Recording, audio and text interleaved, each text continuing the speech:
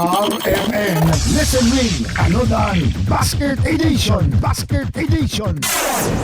Lahat karon diri mga kasama sa Lakandula, Barangay 15-BD nga to ang siyudad sa Davao kay nagpadayon ang atuang pangapod og panudan sa to nagpadayon sab nga RMN Listen Win panudan Basket Edition mga kasama. Unsa pangalan? Ilituston. Kanang radyo nagtingog karon sa Sudsin Balay, i-confirm daw. Unsa man na?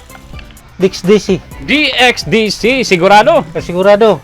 Di basta-basta unya kuan ka nganong DXDC man ang imong ginapaminaw. Okay, sa iyang mga balita, mga preskong balita, ug usa pa, mga drama o mga papremyo. Papremyo, of course, bisag o ginay liso-liso ang imong radyo sa DXDC ra gina. Wala, sugod na alas 4 hangtod na po na gabi. Di basta-basta sige ba sayro na to. Kinsang anchorman ang atuang madungog sa Kuskus Batikos Morning Edition gikan alas 4 hangtod alas 6 sa buntag. Kinsa man na? Si Dodong Irene Lubosbog. Di ba? Hapit malinton pero kay natig paminawan. Nami mo rin hapong kasama. Di ka basta-basta Tatay Ili. Og tungod niya na mga kasama. Napamatudan na ito nga tigpaminawan yun si Tatay sa DXDC. Ato nang ihatag nga ito ang panudan. Ayan.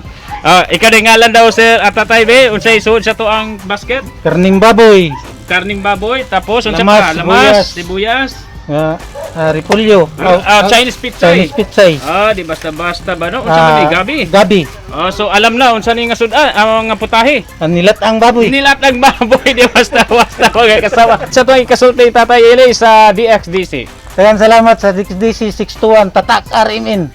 Di basta-basta mga kasama. Certified listener ginahay sa DXDC. Of course, kauban nato si Radyoman Aimee Ginita, Radyoman Joel Gray, Tatak RMN. RMN Listen Ring Anodan Basket Edition